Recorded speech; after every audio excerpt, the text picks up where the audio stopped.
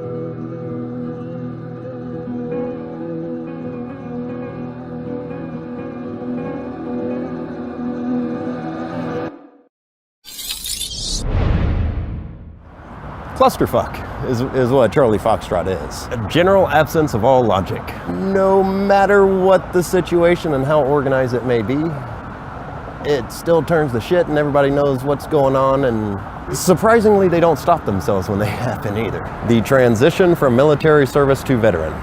Clusterfuck. General absence of all logic.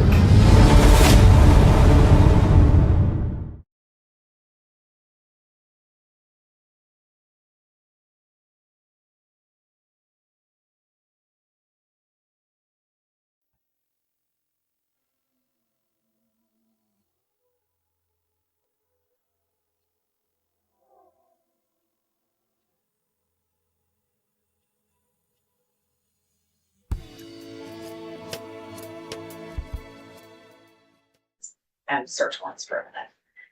Did you author affidavits in this case? Yes, ma'am. And did you use affidavits you authored in support of search warrants to obtain information that you wanted to take a look at? Yes, ma'am. And did you author the affidavit that was used for the arrest warrant for Brian Kohberger? Yes, ma'am. What did you rely on when you wrote these affidavits? Be more specific. Yes, let's focus on the affidavit for the AT&T records. There were 2 search warrants on December 23rd, 2022. Are you with me? Yes, ma'am. Okay, so let's talk about those search warrants and the affidavit. First, the affidavit.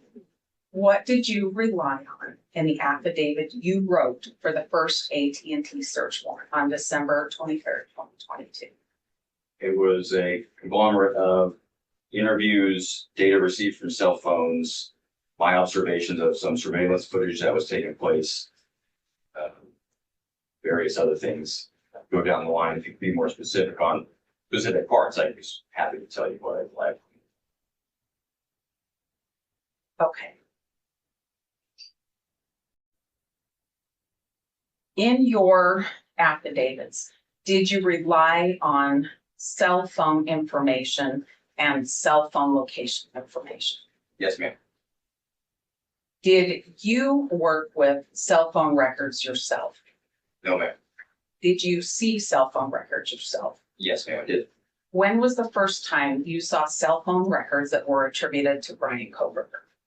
I do not remember what date that was.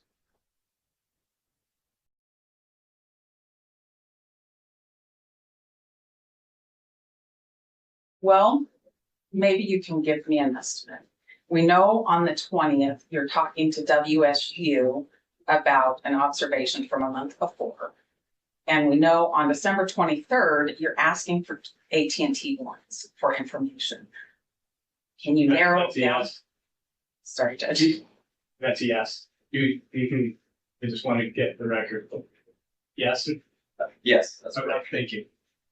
So between those 2 days, does that help you identify the first time you saw cell phone records related to Brian Kohberger? Memory serves, the first time I saw any cell phone records related to Brian Kohberger was after we received the return from the first search warrant.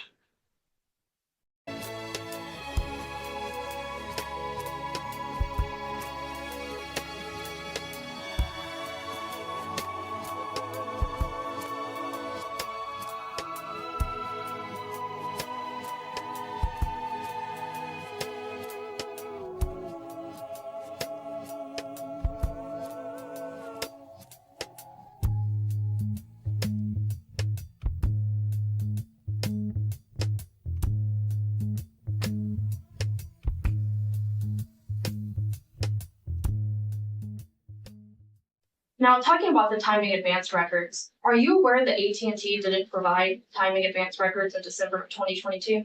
I do not remember.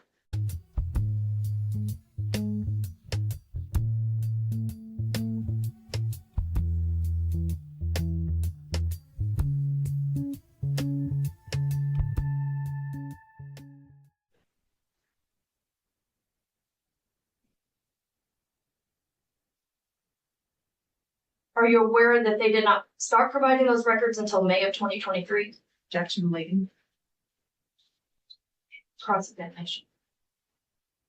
It is overruled. Go ahead. I'll re-ask. Are you aware that AT&T did not start providing those records until May of 2023? Yes.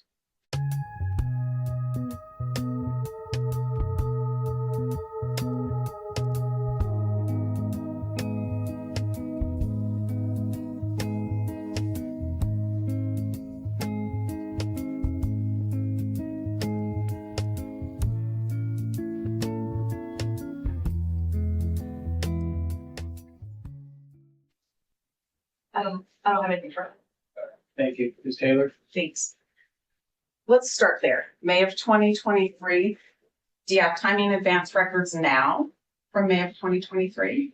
I would have to direct you to Detective Mallory to answer that question. Don't know. Okay. Did you write a new warrant for them in May of 2023? I do not recall.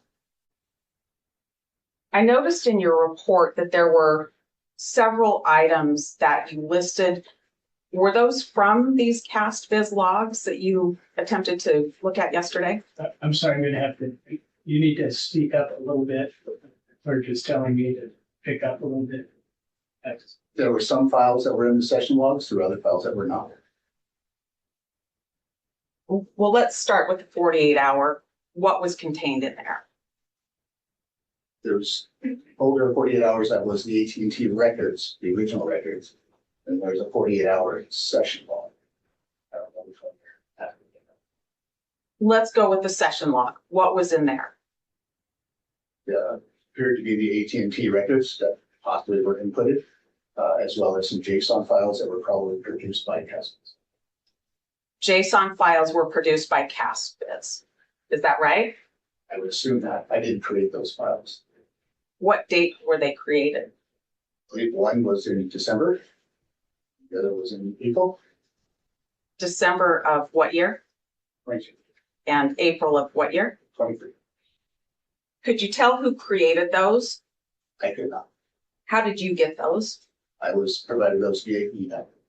By who? mid-balance of the FBI. What did you do with those? Gave them as soon as I realized they were in my possession, I had contacted the prosecutor and gave them. And that would be just yesterday, is that correct? Yes. What did you do with them prior to that time? They were sent to me. I put them in a folder and I didn't do anything else with them. That's why I forgot them. Okay, and that was the 48-hour file? The 48-hour session log, yes. How about the full file? What was contained in there? Similar items to the 48. What is the full file? I believe that was the second AT&T return that we got via warrant. I wasn't able to open it to verify it. That brings up a question for clarification. When you say second warrant return, are you talking about something that relates to Brian Kohberger? Yes, there was 2 warrants that were originally written. One that covered a 48-hour period for the cell phone number, and there was one that was later done for a longer period of time. And those are what you're referring to as the warrants 1 and warrant 2? Correct. One for 48 and one for the longer period. Would you agree I can't see what you did without your session log? Can't examine what you did without your session log? Is there to create the visualizations for the exhibits? That's what I used as this. But I can't see what you did. Is that right? Is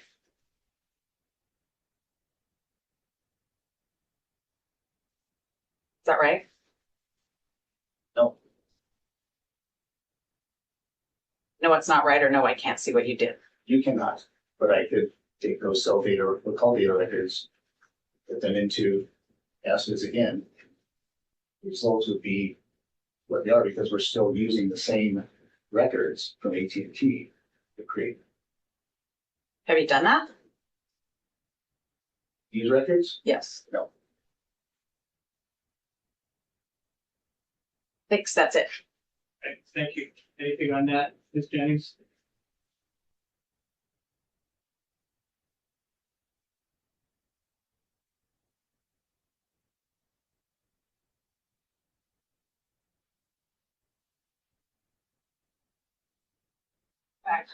Can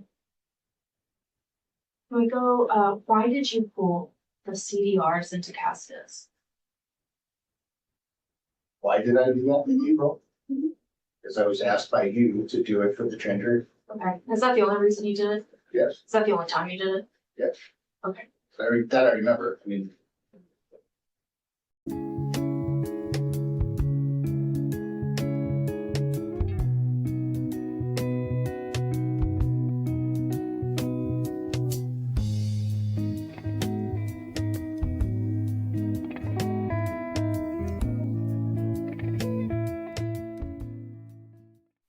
If you included them in 2 separate warrants in December of 2022, but they didn't provide them, why would you do that? It was the language that was suggested to me to write the affidavit, so. Language suggested by an FBI agent who's an expert in the field? Yes, ma'am. Yes.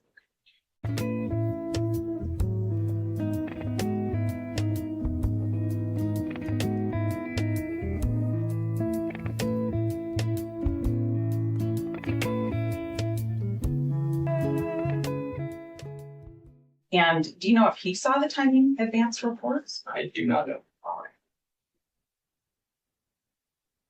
Now, those first and second AT&T warrants were how many hours from receiving the return on the first one until the second one was given to Judge Marshall at 4:45? I do not remember. Not very many hours, though. Would that be fair? Likely not.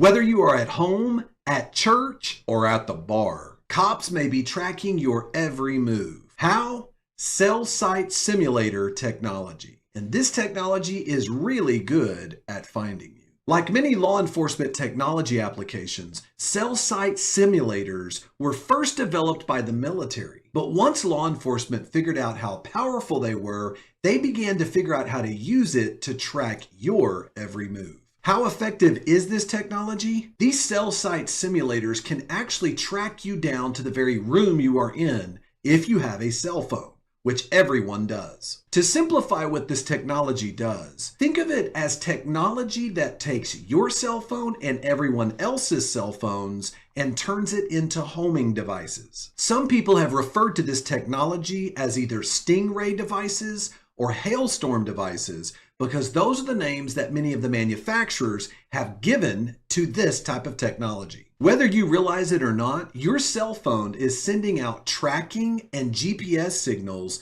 in order for your phone to be able to operate. This technology allows cops to capture your cell phone text messages as well as incoming calls and numbers you are dialing out for outgoing calls, as well as other intimate details you have on your smartphone. Let's break this down.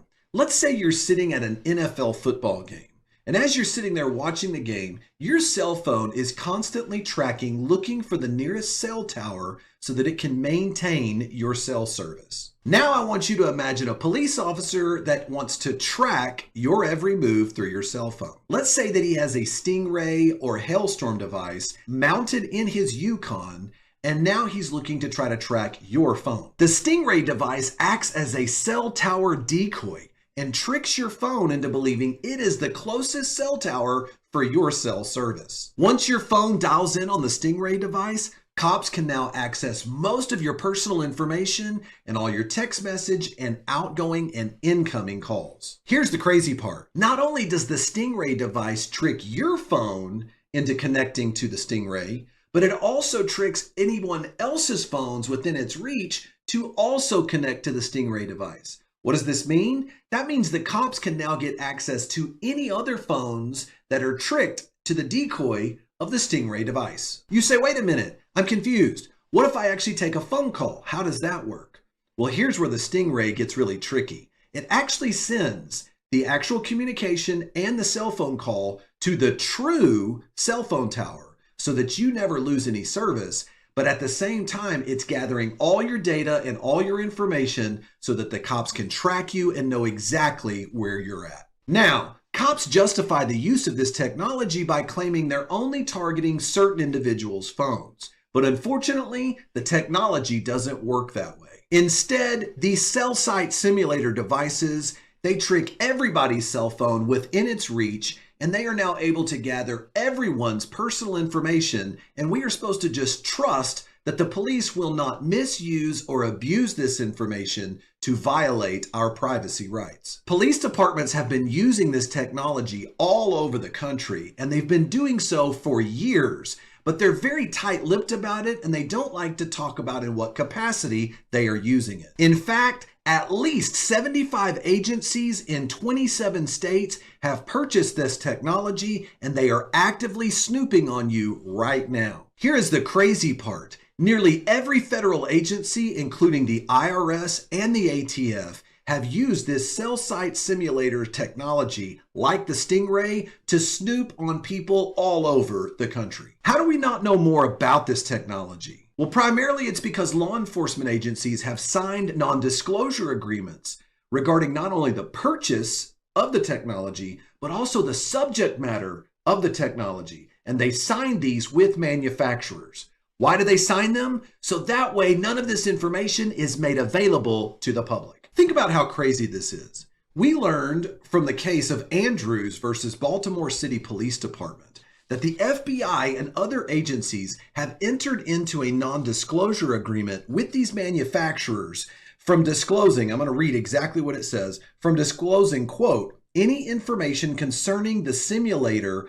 other than the evidentiary results obtained through the use of the equipment. In other words, only the evidence gathered from the use of the technology can be talked about in court, but you're not allowed to talk about how the technology actually works even in court. Now, personally, I think that's garbage. If these courts wanted to invalidate these non-disclosure agreements, they absolutely could for use in a courtroom. Why do I say this? Because courts have used the lack of transparency about how this technology works as an excuse to not rule them unconstitutional. Courts claim they cannot gauge the level of intrusiveness of the device to do an adequate Fourth Amendment analysis. Now, are cops required to obtain a search warrant in order to use anything they receive from one of these Stingray devices? It depends, and I will answer that here in just a moment. But here is the real problem. Even when cops do obtain a search warrant, very little is made available in public record about these warrants or how the police chose to use this technology. Basically, that's all all I'm gonna say about it. You know, when a general goes in battle, he doesn't give out his battle plan. But what about innocent bystanders whose privacy is violated by the cops when they choose to use this technology? As long as we do it lawfully, I don't care what people say. My job is to keep people safe. So here's the big question. Is all of this legal? It really depends on if we are talking about a federal or a state criminal investigation. For years, both federal and state law enforcement used this technology without obtaining a warrant. Even when they would obtain a warrant, they would many times describe this technology in very misleading terms in order to make it seem less invasive. They would often refer to stingrays in court documents as pen register devices. Pen register devices are very different. They are very passive devices that sit on a network and they record phone numbers that come in from a certain phone. The feds would often withhold the fact that these devices force phones to connect to them. They would also withhold the fact that many times it forces other phones that are not a part of the investigation to also connect to them. And they would fail to inform the court that these devices do much more than grab a person's phone number. Most significantly, they would fail to disclose to the court that these devices emit a signal that allows them to track not only a cell phone, but track the user of it within their own private residence.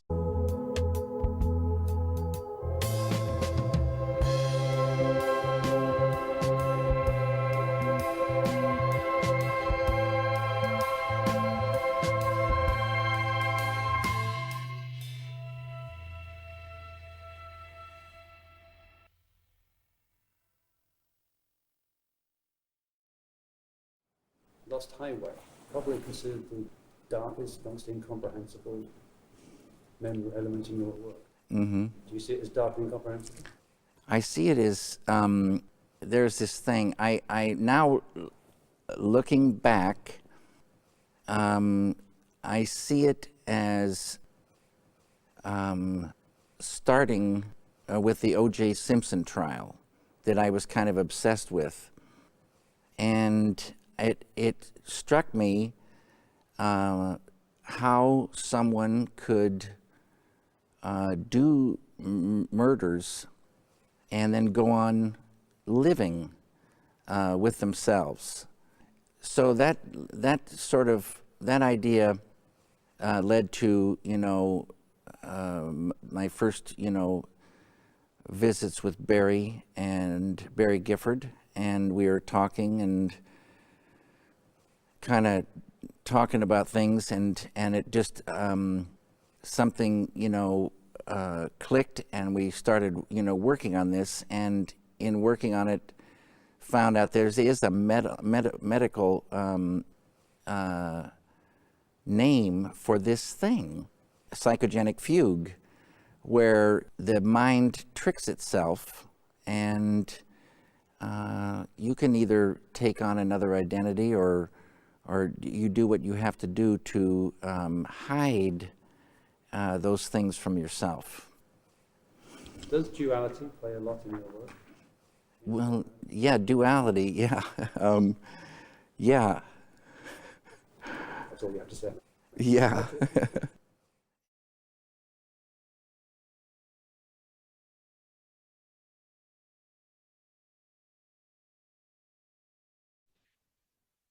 Your Honor, that's the state's motion. I know we responded to that, and we did not seal our response to that. Okay. State is asking for sealing on that. Are we on the same page? You know what I'm talking about? Okay. Just want to know if I should sign this or not. Well, I'm just not sure. Is there an objection? It's the state's motion to seal. Is there an Right. objection from defense to seal? No, if they want their documents sealed, that's fine. We had responded publicly, and so I wondered if that changed. Okay, so I'll sign this. That's one. I just don't want to get in trouble with your arguments about sealing and not sealing. Okay, I just want to be very clear on the record. Thank you for that.